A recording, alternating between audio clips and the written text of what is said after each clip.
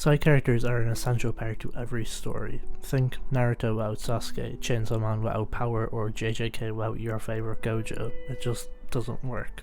And very seldomly can a side character take the spotlight off a main character. But it does happen. And I want to talk a little bit about one of them instances where it does happen, with Shisui in Apothecary Diaries. Now, major spoilers for the second season of Apothecary Diaries. It's really amazing, you should go watch it if you haven't. Shisui is introduced as a chatty, cheerful girl, free-spirited and enchanted by insects, but she is just another servant girl, right? Well, she is literate, something not very many of the servants can say, and her knowledge of insects exceeds much further than you'd expect for a typical poor girl in 15th century China. But well before Shisui is introduced, we're given loads of mysteries that have yet to be solved in the story. What happened to Sure? Why did they try to kill Jinshi? And what is up with Laolin? Laolin is introduced as Aodo's replacement, and we are given very little information about her. She is flashy, not very talkative, and the daughter of Shisho. That's really all we're given. But at the same time, we are getting drip-fed so much little information about her through her counterpart. Now, unless you paid incredible attention to either of these characters, I doubt you would have guessed they were the same person. I certainly didn't, and I think that is one of the reasons I love Shisui's character so much. I did not guess the twist whatsoever. Shisui's character is so very complex with her political and familial torment. It's an amazing character to watch. She's hiding behind two masks at the same time, one of a jaded princess and one of an innocent servant girl working in the rear palace. And her relationship with Momo and Shaolin is just amazing to watch. It happens out of pure coincidence, like most friendships do, and the way that they bond together is just so relatable and very realistic. It's one of the reasons that this show's writing is so amazing. It makes everything feel so real. Shisui can also play as a sort of foil to Momo in many ways. She is socially gifted, so much so that she can trick an entire nation into thinking that she's just a servant girl while she's actually so high up in the rankings, while Momo struggles constantly with connection and understanding people's emotions. Also, Momo is a low-ranking servant girl, and if it weren't for her dedication to her craft, she'd be nowhere near where she is today. Well, Shisui, regardless of her intellect, would be a high-ranking and an heir to a powerful Shi clan.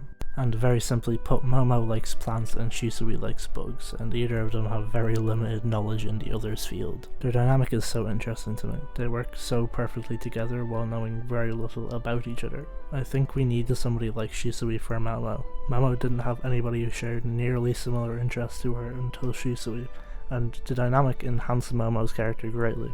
And later on, the betrayal made Momo think about her place in the palace. Something I find very interesting about Shisui's character is her carelessness for rank. Apothecary Diaries is a show that relies heavily on social rank, with the Emperor at the top and servant girls at the bottom. Shisui lied very high on this pyramid, and yet doesn't care. When many would give up everything to have what she does, she cares more for her sister than any fictitious rank that she's given. This gives Shisui something that very few have in this show, and that's humility. Shisui doesn't look down on anybody, and instead lowers herself to them.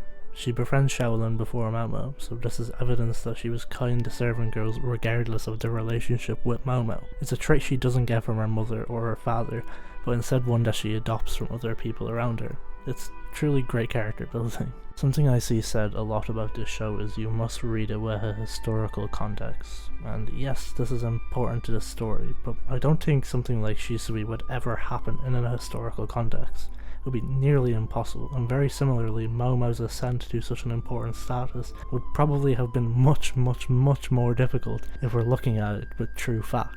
But this break in historical context I think makes the show much better. Shisui's character is so interesting because it couldn't happen outside of the story. And now the last thing I want to talk about Shisui's character is regarding her ending. Now, I'm sure a lot of people would say it's a cop-out ending with her being alive, but the rule is in anime, if the body isn't found, they're alive.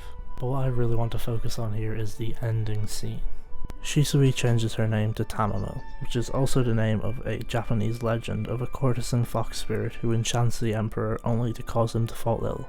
She is then later sentenced to death by an astrologer after he found out what she did. This is obviously very reminiscent of Shisui's character, with the constant fox imagery we get of her throughout the show, and also the fact that she has to flee the country to Japan. This is a really nice touch to finish off Shisui's character, alongside her getting the Jade Cicada, which symbolises rebirth, as cicadas shed their skin and gain a new life.